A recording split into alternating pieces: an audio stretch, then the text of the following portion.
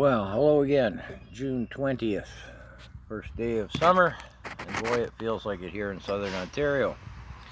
Now, the video I just finished,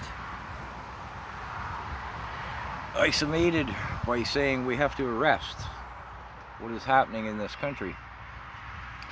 And I'll come back to that. But first, I want to talk about immigration. Some of the contenders for the head of the Progressive Conservative Party are talking about, we have problems with immigration. Well, boy, do we. Germany, a few years back, decided they'd bring in 1 million immigrants on a population of 80 million.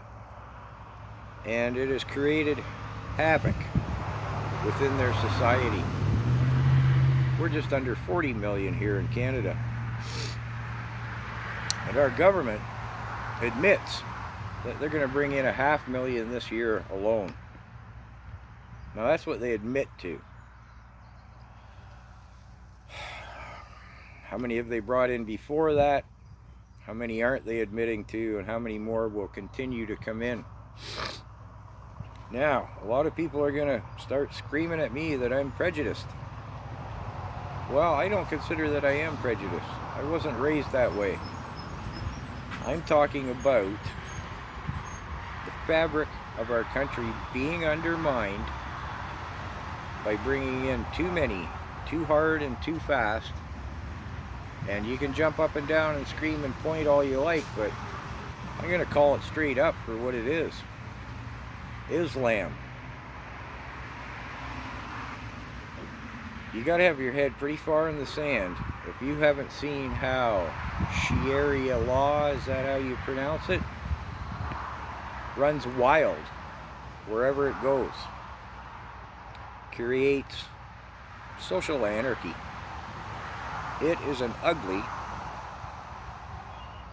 to call it a faith and a religion just seems somehow wrong. And if you think I'm making it up, it's on the internet every day. They're religious leaders. They're zealous young militant warriors. They talk straight up. I'm not going to get into the details.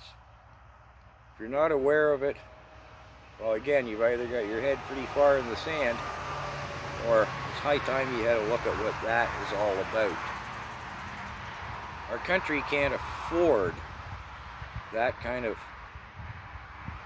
social strife and everything that goes with it. I needn't badger the details, I don't think.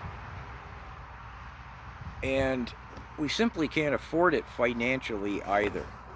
It's pretty well inarguable that statistically 80% of our immigrants immediately go on to the public tit and stay there for quite a long time. It's expensive to bring them in. Now, Canada's always been a warm and receptive nation. We've never not answered a call to help our fellow man. People kind, I suppose our glorious leader would prefer it, I said, rather than mankind. But the truth of the matter is, we're a country founded on immigration. We're one of the most racially diverse and racially tolerant populaces in the world. There's nothing wrong with that.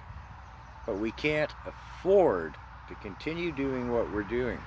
We can't afford it financially because the haircut at the helm over the last 5 years has destroyed us financially and is continuing to.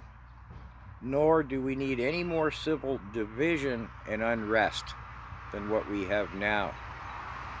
Now, the world's a messy, ugly place, and it's a shame to have to close our doors to the truly needy who could come here and be a good addition to our multinational, multiracial, what do you want to call it, country.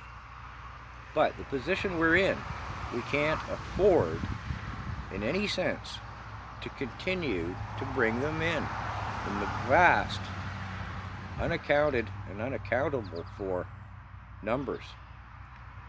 It's quite evident why Trudeau's been bringing them in.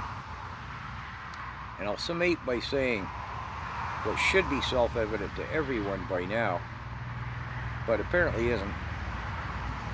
The whole crux of the argument to bring in immigrants was to bolster the tax base. Well, it was apparent before the corona pandemic that that was flawed, both in concept and in application. The numbers don't add up, and I mean the financial numbers. Now, with the pandemic, the government's response to it, crippling, foundering our economy,